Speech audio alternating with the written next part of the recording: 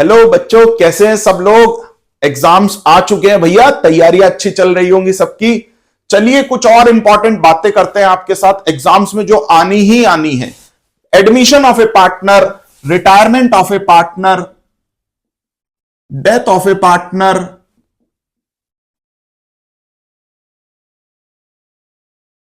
और change in PSR.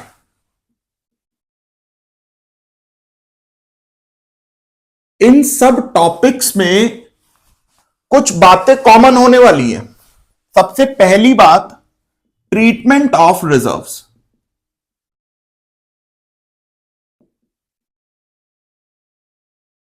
देखो students, बड़ी सिंपल सी बात है।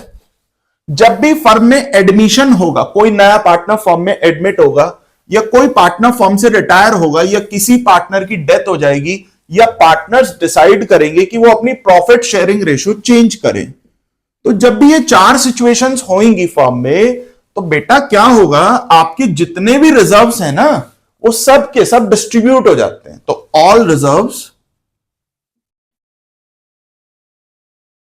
एक्सेप्ट, दो को छोड़कर, except EPF and PFBD are distributed.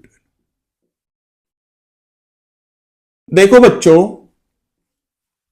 आप सब लोगों को एक बात पता होनी चाहिए, जितने भी रिजर्व्स होते हैं ना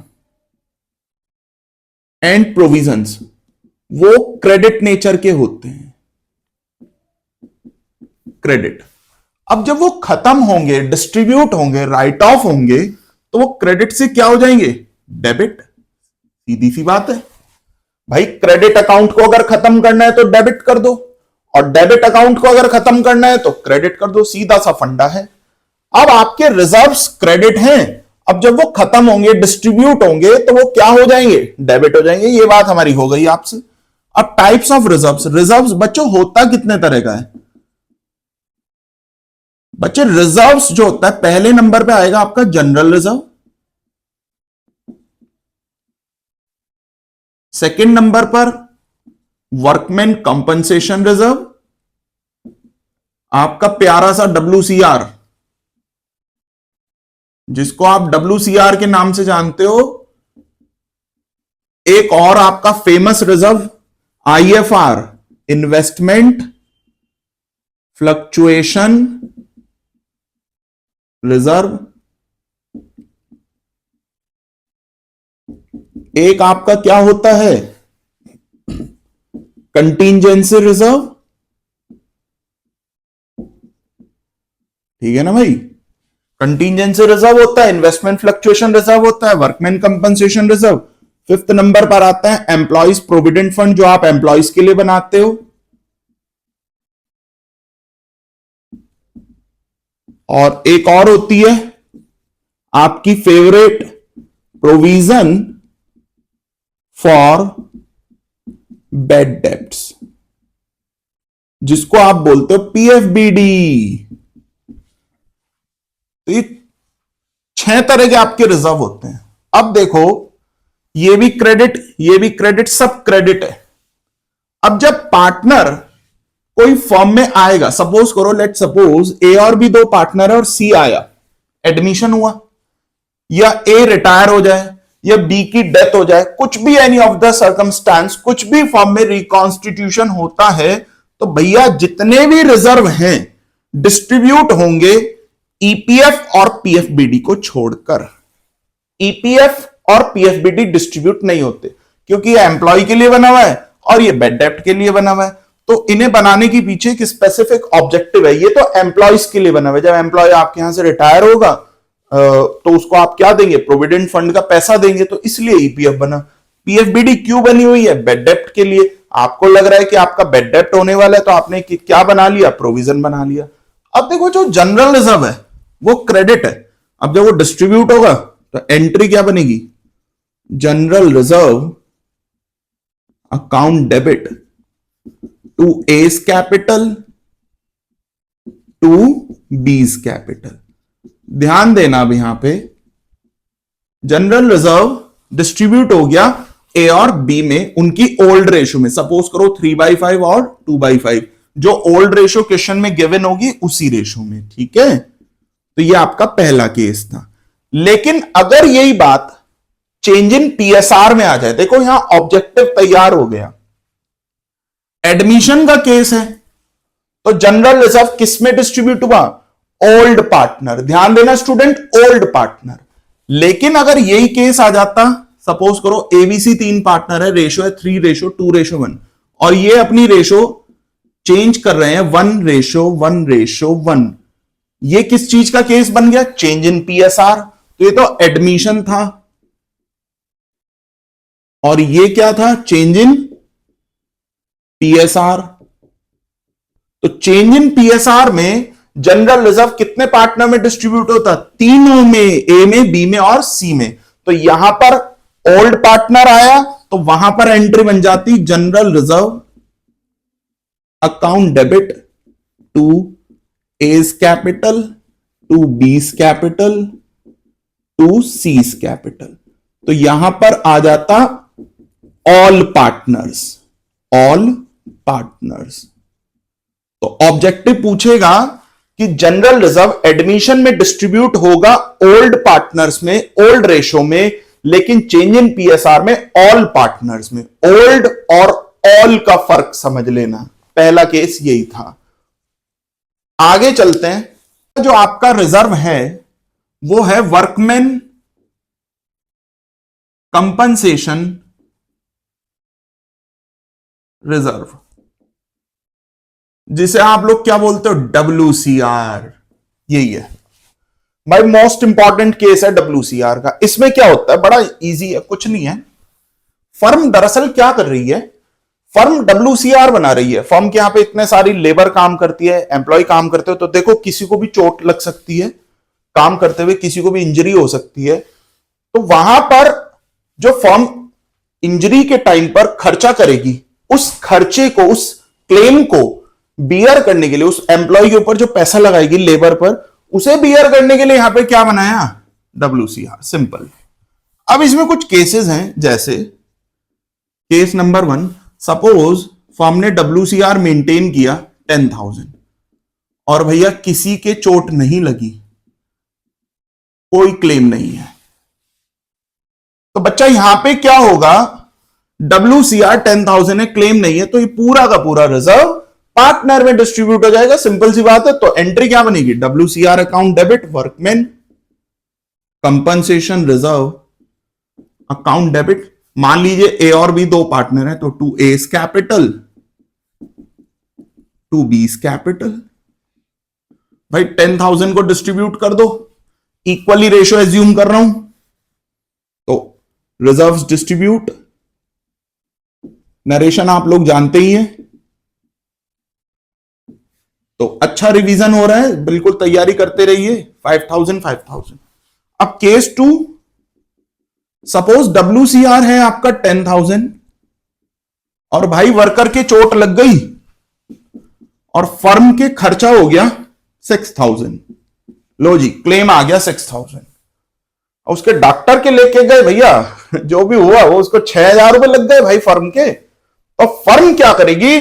डॉक्टर साहब के पैसे कहां से देगी? जो भैया रिजर्व बनाया उसी से देगी। तो यहां पर क्लेम में कितना आया है? 6,000, और रिजर्व में कितना है? 10,000। तो ये जो क्लेम है ये रिजर्व से एडजस्ट होगा। अब सर रिजर्व में तो 10,000 है, गुल्लक में कितने पड़े बच्चा? 10,000 रुपए, तो क्लेम कितना चला गया? 6,000। क्यों भाई बच्चों, समझे ना बात को मेरी?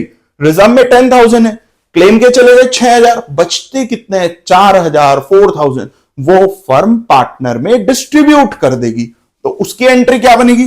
बड़ी simple, workman compensation reserve account debit. देखो WCR तो डेबिट होना ही होना है, क्लेम आए या ना आए, वो तो खत्म होगा ही होगा। तो वो क्रेडिट से डेबिट कर दिया 10,000। अब 6,000 किस में दे दो? क्लेम में, वर्कमैन कंपनसेशन क्लेम। लो जी भाई साहब, क्लेम पे करो 6,000। अभी कितना बचा? 4,000। To A's capital, to B's capital. बड़ा सिंपल। लो जी, 4,000 डिस्ट्रीब्यूट कर दिए, 2,000 और 2,000। सिंपल सी बात है। केस 3 आइए। सपोज करो WCR में है 10,000 और वर्कर के चोट कुछ ज्यादा लग गई, वो ज्यादा भाई साहब ज्यादा ही इंजरी हो गई और खर्चा आ गया भाई हमारा 12,000। अब भाई खर्चा 12,000 है, रिजर्व में 10,000 है, कोई बात नहीं, रिजर्व से 10,000 लेंगे और 2,000 रुपए फर्म अपने पास से डालेगी। ध्यान दो, रिजर्व में 10,000 है, क्लेम कितना है 12,000, तो 10,000 रुपए तो गुल्लक से निकाल लेंगे। गुल्लक बोले तो वर्कमैन कंपनसेशन रिजर्व, रिजर्व को हम गुल्लक भी बोलते हैं। तो 10,000 गुल्लक से निकाला, क्लेम कितना आया 12,000, ज्यादा आ गया, तो जितना एक्स्ट्रा है वो 2,000 रुपए फर्म अपनी जेब से डालेगी। और अपनी जेब से डालने का मतलब है रीवैल्यूएशन अकाउंट। कौन सा अकाउंट? रीवैल्यूएशन। तो एंट्री बनेगी workman compensation reserve account debit 10,000 rupees, 2,000 extra firm अपने पास से देगी तो फर्म को होगा लॉस, तो revaluation account debit, revaluation account debit 2,000। और लो जी, पैसा किससे जा रहा है? क्लेम में जा रहा है, टू वर्कमैन कंपनसेशन क्लेम। अब बेटा जी एक बात बताओ, रीवैल्यूएशन डेबिट होने का मतलब लॉस है, फर्म को 2,000 का लॉस है। फर्म क्या करेगी? कुछ भी नहीं, ये पैसा पार्टनर से ले लेगी। भाई फर्म को प्रॉफिट होता है तो वो पार्टनर को देती है, फर्म को लॉस होगा तो किससे लेगी? पार्टनर से। तो लॉस चार्ज कर लेगी A's capital account debit, B's capital account debit. Capital debit हो जाएगी, लॉस अगर होगा तो कैपिटल क्या होती है? डेबिट होती है, प्रॉफिट मिलेगा तो कैपिटल क्रेडिट होगी। टू रीवैल्यूएशन,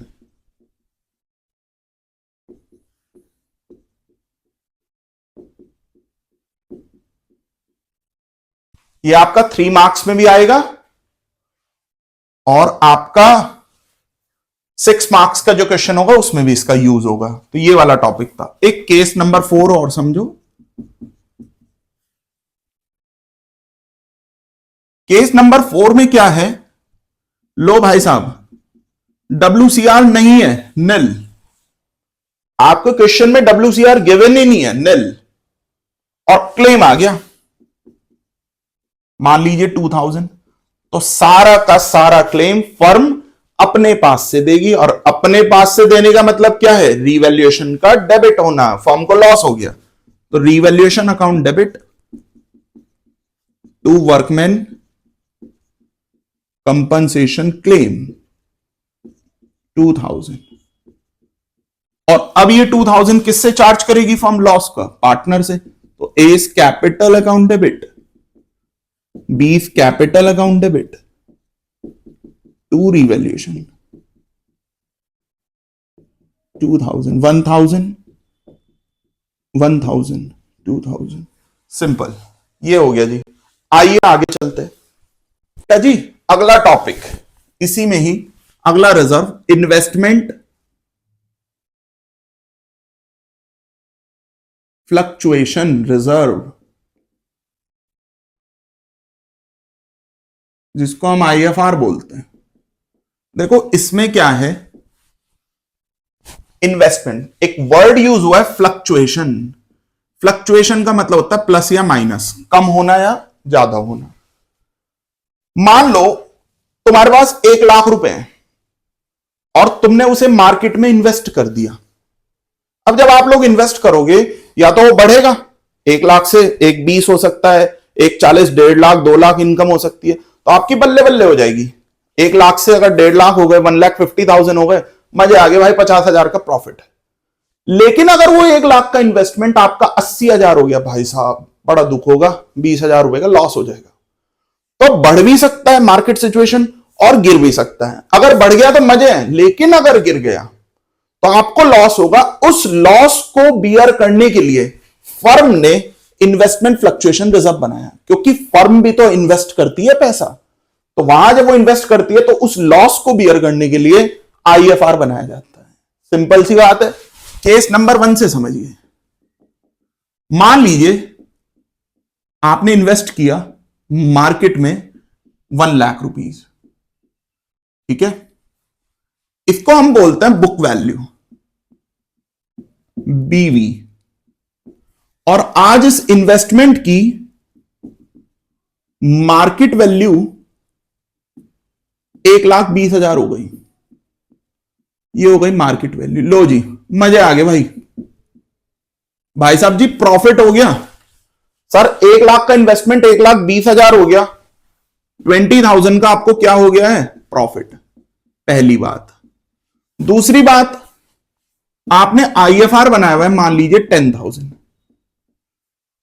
तो भाई आईएफआर का रोल तो तब है जब लॉस होगा। सर यहां तो लॉस ही नहीं हो रहा है, सर यहां तो प्रॉफिट हो रहा है, यहां तो मजे आ रहे हैं। तो कोई बात नहीं, आईएफआर बनाने की आवश्यकता पड़ी। हमने तो लॉस भी हो सकता था, प्रॉफिट भी। आईएफआर बनाया हुआ है, तो अब इसको हम क्या करेंगे? खत्म तो करना ही है, डिस्ट्रीब्यूट कर दो। आईएफआर को क्या कर देंगे हम? Distribute. IFR distribute between old partners. कौन सी रेशो में? In old ratio. तो एंट्री क्या बनेगी? आईएफआर क्रेडिट है, जब वो डेबिट होगा खत्म। Reserve account debit 10,000।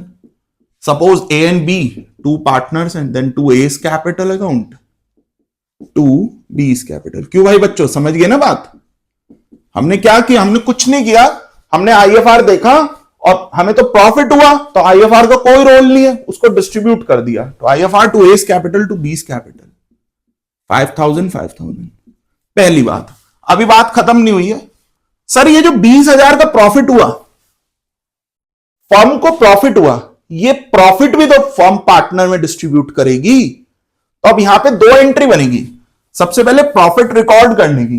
बेटा जी, प्रॉफिट याद रखना क्रेडिट होते हैं, तो इसलिए इन्वेस्टमेंट आपकी एसेट है, वो डेबिट होगा क्योंकि वो इंक्रीज हो गया, बढ़ गया। इन्वेस्टमेंट 1,00,000 से 1,20,000 हो गया। इन्वेस्टमेंट आपकी एसेट है, इन्वेस्टमेंट डेबिट है। जब वो और बढ़ेगा तो वो डेबिट होगा। तो investment account debit to revaluation account 20,000। Profit हो गया ना 20,000 का। दोबारा से समझो, इन्वेस्टमेंट 1,00,000 से 1,20 हो गया, तो 20,000 का प्रॉफिट हुआ है, तो प्रॉफिट को डेबिट क्रेडिट करेंगे रीवैल्यूएशन के नाम से, और इन्वेस्टमेंट को बढ़ाएंगे, इंक्रीज करेंगे, debit. Investment account debit to revaluation. अब रीवैल्यूएशन क्रेडिट होने का मतलब प्रॉफिट, वो डिस्ट्रीब्यूट कर दो। Revaluation account debit to A's capital account और टू बी's कैपिटल। 20,000 10,000 और 10,000 इक्वली। अगला केस, ये केस फर्स्ट था, केस सेकंड। सपोज इन्वेस्टमेंट वही बुक वैल्यू कितनी है? 1,00,000, और आपकी मार्केट वैल्यू कितनी हो गई बच्चों? मान लीजिए आपकी मार्केट वैल्यू रह गई 60,000। लो भाई साहब, लॉस हो गया जी, 40,000 का लॉस है। और आईएफआर में कितने हैं? 10,000। सर लॉस है 40,000 का, पर गुल्लक में कितने हैं, रिजर्व में कितने हैं? 10,000। तो रिजर्व से कितने लेंगे? 10,000। बचे हुए जो एक्स्ट्रा 30,000 है, फर्म अपनी जेब से डाल के लॉस की भरपाई करेगी। अपनी जेब से डालने का मतलब क्या है? अभी अभी WCR में भी बताया था, रीवैल्यूएशन अकाउंट। तो एंट्री क्या बनेगी? देखिए, अब आईएफआर एक्टिव कर दो। IFR account debit fluctuation reserve account debit 10,000। IFR तो 10,000 से डेबिट होना ही होना है, चाहे वो लॉस हो या ना हो, वो तो बेचारा डेबिट होके खत्म होएगा ही होएगा। अभी 30,000 का और बर्डन है, वो फर्म अपनी जेब से बियर करेगी। रीवैल्यूएशन अकाउंट डेबिट 30,000 टू किस में जाएगा? इन्वेस्टमेंट में। पूरे 40,000 रुपीज पूर्ति करेंगे। 10,000 तो लॉस था, 40,000, 10,000 रिजर्व से ले लिए, 30,000 फर्म ने अपने आप भरपाई की। अब ये जो फर्म को लॉस हुआ रिवैल्यूएशन, ये किससे लेगी? पार्टनर से। तो अगली एंट्री क्या बनेगी? A's capital account debit B's capital account debit to revaluation. बड़ा सिंपल सी बात है और कुछ नहीं है इसमें। 30,000 इक्वली मान लीजिए 15,000 और 15,000, सिंपल सी बात है। केस 3 पर चलते हैं। आइए students, case 3, investment book value 1 lakh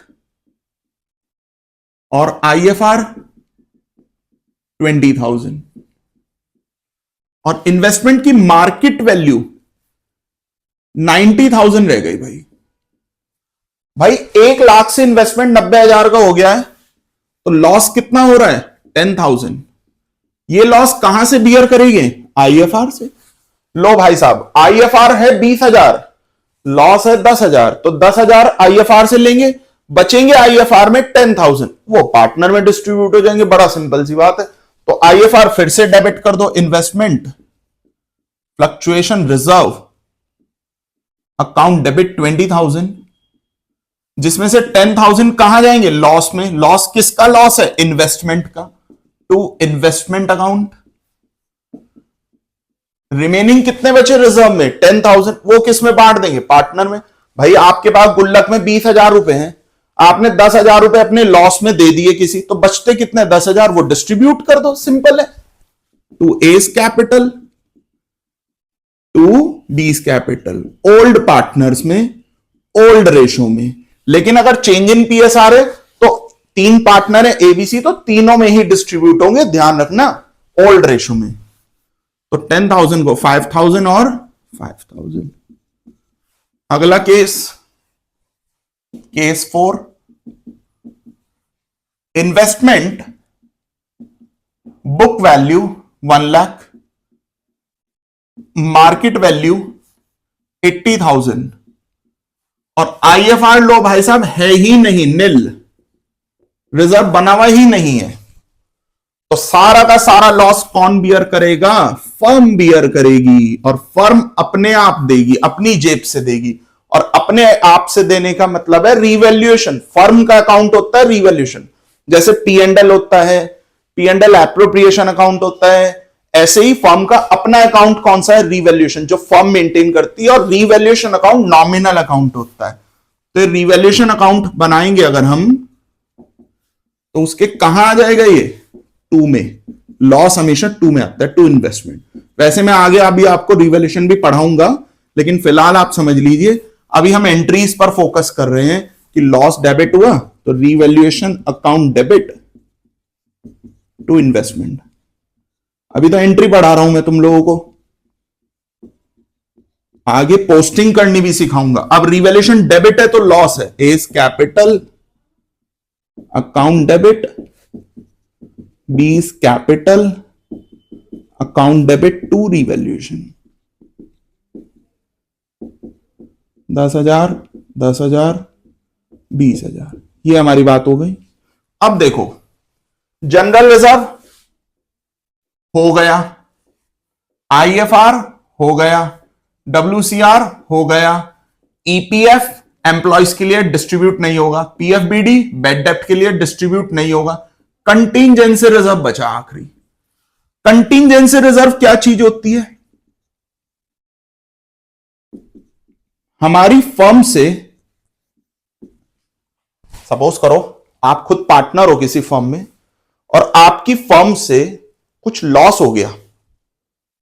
अब लॉस होने की वजह से जिसका लॉस हुआ उसने आपके ऊपर केस कर दिया। अब आप कह रहे हो भाई हमारी वजह से नहीं हुआ, हमारा कोई रोल नहीं है, वो कह रहा है आपका ही रोल है। तो कोर्ट में केस चल रहा है, पेंडिंग है केस, अभी कुछ सुनवाई चली नहीं है, अभी कुछ रिजल्ट नहीं निकला है, डिसीजन। तो आपने क्या करा कि आपको पता है कि अगर आप लोग केस हार गए तो आपको पैसा देना पड़ेगा, क्लेम देना पड़ेगा। तो उससे बचने के लिए कि उस लॉस ना हो गया तो उसका बर्डन आपके ऊपर ना पड़े इतना ज्यादा, आपने बना लिया कंटिंजेंसी रिजर्व। कंटिंजेंसी का मतलब होता है नॉट श्योर, जिसके बारे में पता ही नहीं है। अभी आपको पता ही नहीं है, आप बच भी सकते हो, नहीं भी। बच गए तो मजे आ गए भाई, नहीं देने पड़ेंगे पैसे। और अगर नहीं बचे तो आपको पैसा देना पड़ेगा, और जब पैसा देना पड़ेगा तो आपके ऊपर बर्डन आएगा। तो उस बर्डन से बचने के लिए आपने कंटिंजेंसी रिजर्व बनाया है। भाई रिजर्व तो रिजर्व है, क्रेडिट है, वो डिस्ट्रीब्यूट कर दो। तो contingency reserve account debit, reserve को क्रेडिट से क्या करेंगे, डेबिट करके खत्म। To A's capital account to B's capital account, बड़ी सिंपल सी बात है। कौन सी रेशो में, वो ही ओल्ड रेशो में, ओल्ड पार्टनर्स में, ये चीज थी।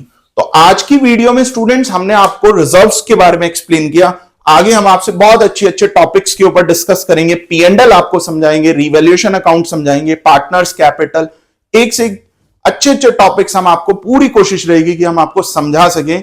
Thanks for watching, thank you very much.